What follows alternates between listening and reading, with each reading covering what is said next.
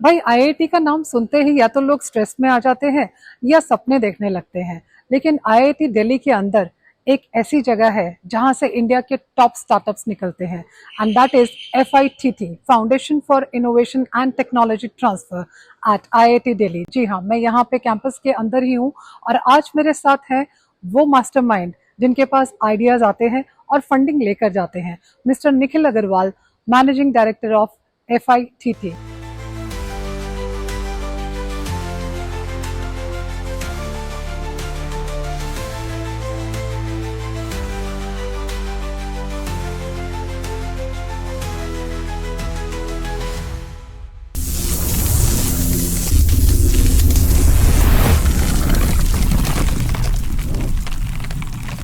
इस एपिसोड में बात होगी कौन से आइडियाज आईआईटी में एक्चुअली सिलेक्ट होते हैं, आईआईटी से नहीं बल्कि सारे देश से।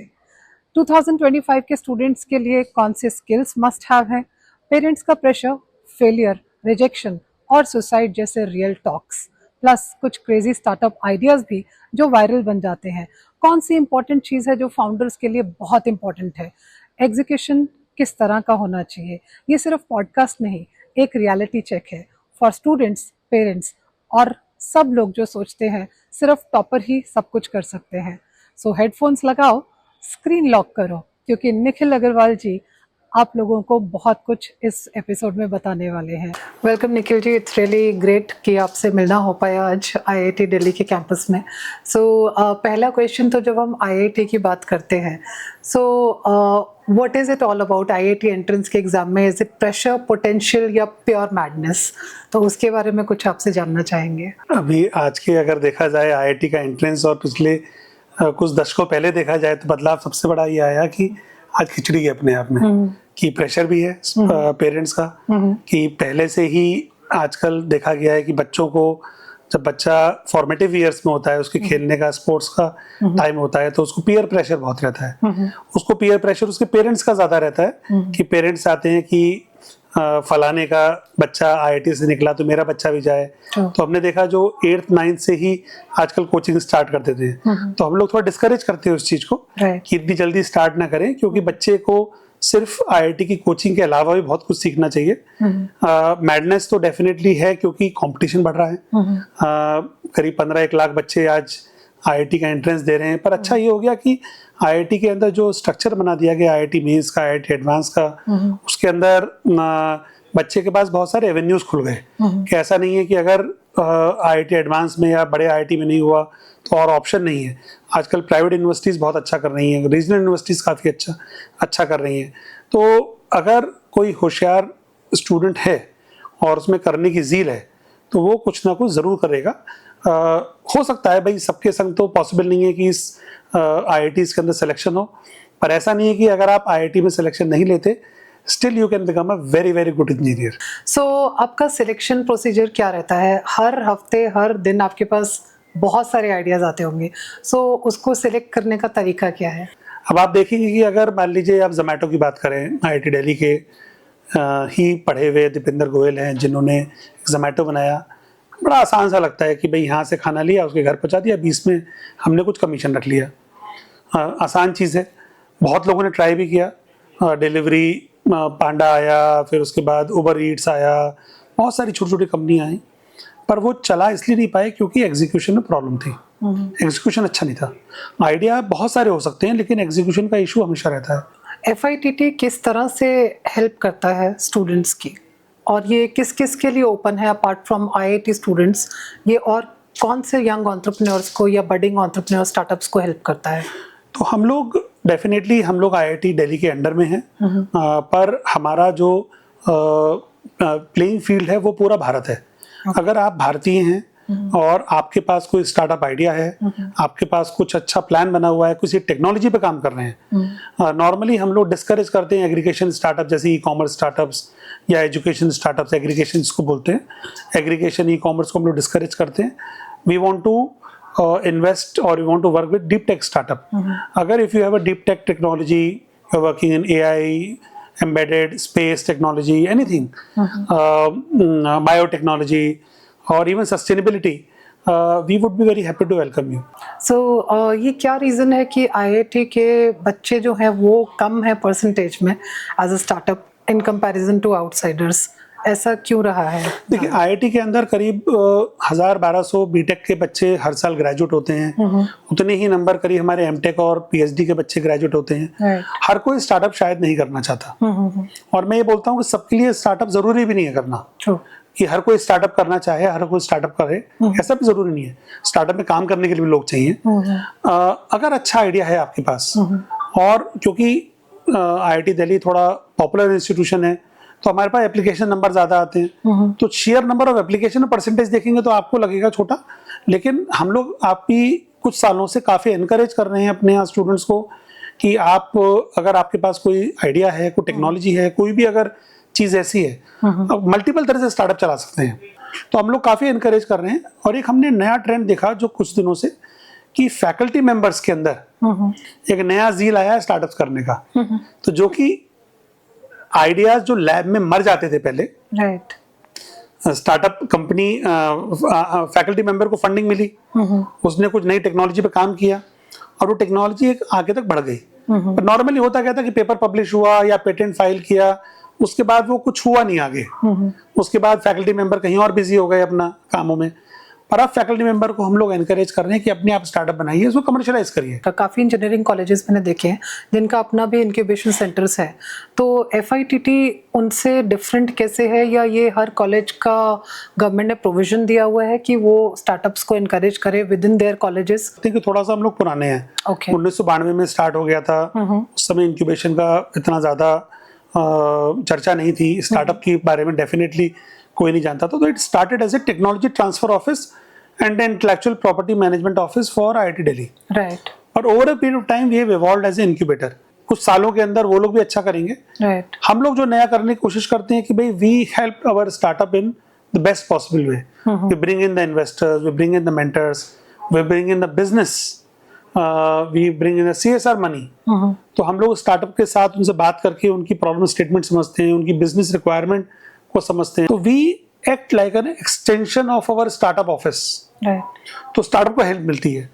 तो मेरा यही सबसे बड़ा मैसेज रहेगा जो कि नए इंक्यूबेटर्स हैं, कि नए incubators they should not feel that आप स्टार्टअप पे एहसान कर रहे हो या आप सर्विस प्रोवाइड कर रहे हो, but you are actually extension of a startup. कुछ सर ऐसा बिजनेस आइडिया जो आपको एकदम रात को सोने ना दिया हो, किसी स्टूडेंट ने पिच किया और आप सोच रहे हैं रात को कि इसको लेना चाहिए नहीं लेना चाहिए, होता है ना कई बार, कभी कुछ समझ नहीं आता है और फिर आप सोचते रहे उस बारे में और अल्टीमेटली फिर हाँ कर दिया? एक एक्साइटिंग आइडिया जो कि पिछले एक हफ्ते से और 2 हफ्ते से मैं कहूँ कि मैं ऑलमोस्ट एवरी डे आधा घंटा लोगों से बात कर रहा हूँ। I am encouraging startups to think about building drone technology in India. We have been importing technology from outside, तो क्या हम अपना क्यों नहीं बनाए, हम क्यों बाहर से खरीदते रहे? True.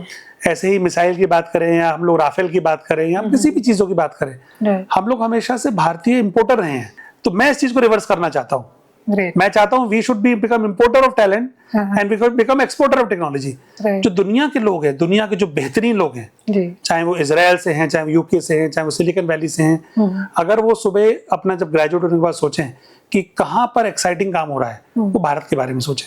भारत के अंदर अगले 10 सालों में 1 मिलियन ड्रोन चाहिए होंगे। अभी हमारी करंट कैपेसिटी उतनी अच्छी नहीं है, और शायद अगर कुछ स्टार्टअप इस बारे में सोचें, ऑफेंस ड्रोन्स की बात हो गई, आपको डिफेंस ड्रोन्स चाहिए, आपको अंडर वाटर ड्रोन्स चाहिए, आपको सप्लाई ड्रोन्स चाहिए, आपको सिविलियन यूज के लिए बहुत सारे ड्रोन्स चाहिए, आपको अगर कहीं पर किसी रिमोट एरिया के अंदर मेडिसिन पहुंचानी, वहां पर आपको चाहिए, ड्रोन्स की टेक्नोलॉजी को आगे बढ़ाया जा सकता है। अनमैन्ड एरियल व्हीकल जिसको बोलते हैं, यूएवी की, drones is one part of it, उसको आगे बढ़ाया जा सकता है। तो that is exciting age of now. Future के अंदर एक्साइटिंग स्पेस टेक्नोलॉजी हो सकती है। फॉर एग्जांपल आपने रीयूजेबल रॉकेट बनाया, आईआईटी मद्रास की कंपनी अग्निकूल, उसने 3D प्रिंटेड रीयूजेबल रॉकेट बनाया। बिट्स प्लानी में एक और कंपनी है एस्ट्रोफिल, वो उस पर भी काम कर रही है, रीयूजेबल रॉकेट्स। तो उसको बनाने के दौरान हमने बहुत सारी ऐसी टेक्नोलॉजीज पे काम किया जिसमें इलेक्ट्रिकल, इलेक्ट्रॉनिक्स, एनर्जी, उस पर काम किया। तो उससे बहुत सारी चीजें हमें समझ में आई। तो कई बार क्या हो गया, क्रॉस डिसिप्लिनरी शुरू हो गया कि जो हमारी समझ मेडिकल की थी वो हम लोग ऑटोमोबाइल में यूज कर रहे हैं, जो और हमारी जो समझ टेक्सटाइल की थी उसको हम लोग एआई के अंदर यूज कर रहे हैं। तो ऐसा एक जो इंटरडिसिप्लिनरी शुरू हो गया, वो काफी एक्साइटिंग है आने वाले समय के लिए। ट्रेंड देखा गया कि ये जेन जी के अंदर पेशेंस लेवल बहुत कम है और सुसाइड रेट्स आप जानते ही हैं बढ़ जाते हैं, पेरेंट्स प्रेशर का भी योगदान रहता है। तो आपका एक्सपीरियंस क्या बोलता है, ऐसे स्टूडेंट्स के लिए आप क्या कहना चाहेंगे? नहीं, मैं तो कहूँगा मतलब दोनों पर्सपेक्टिव से, पेरेंट्स के भी जो प्रेशर आता है और प्लस उनका खुद का जो इम्पेशेंट होने का एटीट्यूड है, दोनों पर्सपेक्टिव से जानना चाहेंगे हम। मैं तो आज की तारीख में बच्चों को बोलना चाहूंगा, भाई क्यों चिंता करते हो?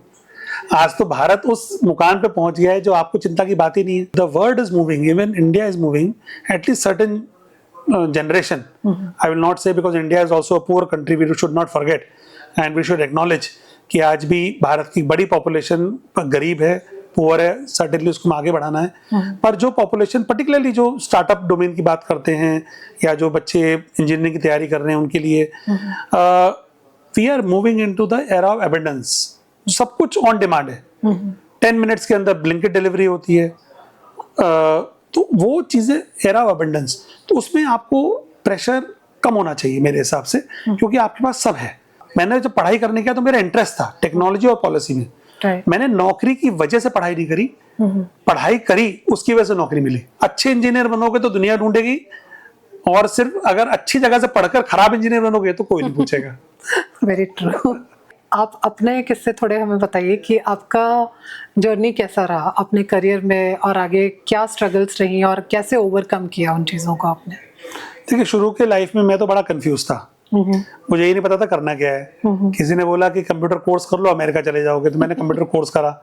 अमेरिका तो जा नहीं पाया इस चक्कर में पर अच्छा वो नहीं जा पाया शायद, क्योंकि मुझे प्रोग्राम बता रहे हैं कि हमको टैलेंट को अंदर अपने इंडिया में रखना है। हाँ, इसीलिए हमने सुना था कि यूएस में लाइफ बड़ी अच्छी होती है, ऐसा होता है वैसा होता है। मैं नहीं जा पाया क्योंकि मेरे शायद अंदर उतना प्रोग्रामर बनने का टैलेंट नहीं था उस समय। मुझे बड़ा दुख भी हुआ उस समय, क्योंकि मेरे सारे दोस्त चले गए और फिर वो छुट्टियों में आते थे तो बड़ा अच्छा कोई गिफ्ट लेके आता है, कुछ लेके आता है, उनकी अर्निंग्स भी थी। तो I was little sad initially. 2-3 साल के बाद मेरा दोबारा कनाडा जाना हुआ और वहाँ मुझे ऑफर मिला कि आप वहाँ रह जाइए। एंड 15 दिन में मुझे लग गया कि ये देश हमारे लिए नहीं बना, हम नहीं रह पाएंगे यहाँ पर। क्योंकि उसका रीज़न क्या था कि जो सोच है हमारी, जो कल्चरल सोच है, जो हमारी खान पान है, जो हमारा व्यवहार है, जो हमारे दोस्त हैं, हम लगा जो करेंगे भारत में करेंगे। राइट। तो मैं भारत 15 दिन बाद ही, मेरा वीज़ा लंबा था, मेरे पास ऑफर भी था वहाँ नौकरी करने का, मुझे नौकरी किसी ने दे भी दी, पर I didn't stay back, I came back very early. उसके बाद मैं मल्टीपल टाइम्स विदेश गया, मैं पढ़ाई करने गया। कैम्ब्रिज में मेरा मास्टर्स रहा, उसके बाद मेरा पीएचडी रहा एडिनबरा से, दोनों ही दुनिया की बेहतरीन यूनिवर्सिटीज़ में से एक हैं। पर हर बार मुझे नौकरी मिली और हर बार मैंने वहाँ पर मना करा, नहीं मुझे भारत में जाकर नौकरी करनी है, भारत में जाके काम करना है।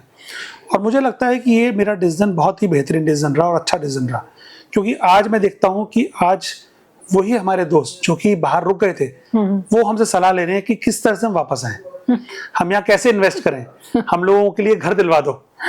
तो क्योंकि जो लाइफ स्टाइल है यहाँ का और जो लाइफ क्वालिटी ऑफ लाइफ है, it is much much superior than what we see outside. मेरे 2 बेटे हैं, the elder one is now almost 20, the younger one is has just graduated from 12th। तो मैं उनको भी ये इनकरेज करता हूँ कि आपको पढ़ना है, घूमना है, जो भी करना है आप करो, पर ultimately you should stay back here because the whole world is coming to India now। The India should not be going to the world, the world will come। आपको जाना है, बिजनेस करिए, आप जाइए, साल में 20 बार जाइए, 50 बार जाइए, पर आप अपना यही बिजनेस करिए यहीं पर ही, because we need talent hair.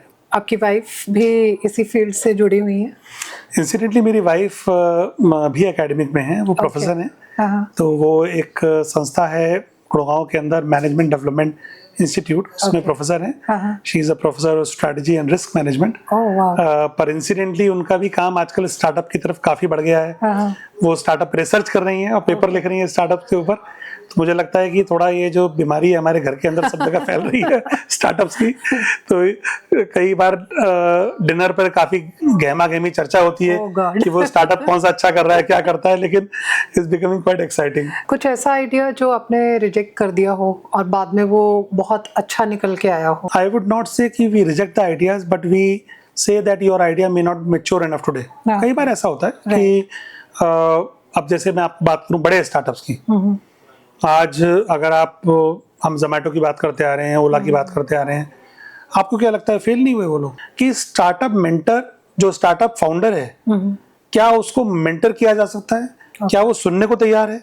अच्छे मेंटर्स बताते हैं कि इस चीज में आप ये चेंजेस लेके आओ। अगर हमारा भी ये रहता है कि स्टार्टअप को हम रिजेक्ट कभी नहीं करते। मैंने बोला ना, स्टार्टअप आइडिया की कोई वैल्यू नहीं होती, स्टार्टअप एग्जीक्यूशन की वैल्यू होती है। राइट। तो हम आज बोलेंगे भाई आपको अगर एग्जीक्यूशन ठीक कर सकते हो अपना, तो ये आपकी स्टार्टअप चल जाएगी। अगर एग्जीक्यूशन आप खराब कर दोगे तो बड़ी बड़ी स्टार्टअप्स, हमने देखा बहुत सारी ऐसी बड़ी स्टार्टअप्स हैं। बायजूस का नाम आपने सुना होगा, अभी रिसेंटली ब्लू स्मार्ट के बारे में किस्सा हुआ। $36 बिलियन की कंपनी आज जीरो हो गई। ऐसे कैसे हो सकता है? ट्रू। इसका मतलब एग्जीक्यूशन में या उनके गवर्नेंस में कोई इशू था। राइट। इसी तरह से एग्जीक्यूशन अगर खराब करा आपने, या आपने उस चीज को सही से हैंडल नहीं किया, या उसको किसी के बारे में सुना नहीं, अपनी चलाते रहे, तो एक रेड फ्लैग बनता है इन्वेस्टर्स के दिमाग में। So the key to success is have a good execution team जो आगे जाके और आपका बिजनेस बढ़ा सके, और सपोर्ट और मेंटरिंग के लिए there are always people who are ready to help you. So Nikhil ji, आपसे बात करके बहुत अच्छा लगा। मतलब मुझे ऐसे लग रहा है आज मुझे भी बहुत कुछ सीखने को मिला आपसे। Thank you so much for your time. It was lovely meeting you. Thank you.